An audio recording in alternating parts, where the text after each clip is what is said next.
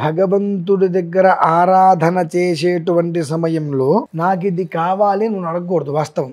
కానీ ఖచ్చితంగా అడగవలసినవి 4 ఉంటాయి. ఆ 4 లేకపోతే మనిషికి జీవితం లేదు. ఆ 4 మనిషి ప్రాణానికి మానానికి సంబంధించిన విషయాలే. మూడోది, ఒకటి వద్దు ఒకటి కావాలి. కీర్తి ప్రతిష్టలు లేకపోయినా పర్వాలేదు, అపకీర్తి అప్రతిష్ట రావద్దు. అపకీర్తి అప్రతిష్ట రావద్దు. ధనపిశాచి మన మీదకి బాగా చికాకు చేసినప్పుడు, అంటే మనకి ఏదో ఇంత అత్యాశ చూపించినప్పుడు, మనం దానికోసం ఏదో ప్రయత్నం చేసినప్పుడు అప్పు తీసుకొచ్చి సమయానికి అప్పు తీర్చలేకపోవటం వలన అపకీర్తి, అప్రతిష్ట, నలుగురిలో అవమానాలు పట్టడం, తలకాయ ఉంచుకోవాల్సిన పరిస్థితులు, ఇవన్నీ ఇక తప్పు. నానా రకాలుగా అది మనిషిని ఏం చేస్తుంది, హింసకు గురి చేస్తుంది. అయినా ఇవాళ ఇన్ని తిట్లు ఇక్కడ తింటారు, అరగంటే మళ్ళీ యువతలు ఇంకొకరు ఎవరో ఏదో తీసుకొని వస్తారు, దానికోసం మళ్ళీ అప్పు కోసం ప్రయత్నం చేస్తారు. ఎందువల్ల వీడికి 10 లక్షలు ఇచ్చేయాలి నేను అర్జెంటుగా, కాబట్టి ఇంకొక 5 లక్షలు ఇంకొంచెం అప్పు చేద్దాం, మొత్తం ఒకేసారి వస్తే వీడికి క్లియర్ చేసేద్దాం, అలా అప్పు అవుతుంటుందండి. దీనివల్ల అపకీర్తి అప్రతిష్ట.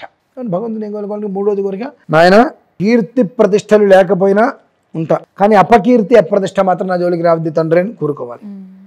4వది, శత్రువుల నుంచి మనకు రక్షణ కావాలి, శత్రు బాధ ఉండకూడదు.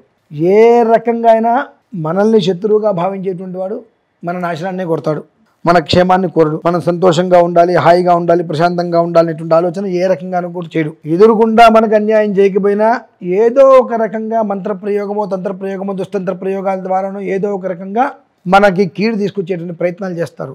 ఇందువలన వారికి ఒకప్పుడు మనం మంచి చేసి ఉన్నాం, ఉపకారం చేసి ఉన్నాం. ఆ ఉపకారం చేసిన తప్పు వల్ల మనకు అపకారం అనేక రకాలుగా చేస్తూ ఉంటాడు. ఆ అపకారం చేస్తేనే కదా వాడు బయట నిలబడేది, మనం దెబ్బతినేది. కాబట్టి ఈ శత్రువుల ద్వారా ఎలాంటి ఒక్క ఇబ్బందులు నాకు లేకుండా చూడతండి అని భగవంతుని మనం కోరుకోవాలి. కోరిక ఉంటే సరిపోయిందా? కోరిక ఉంటే సరిపోయిందా? మరి దాన్ని ఆచరణలోకి తీసుకొచ్చుకోవాలి.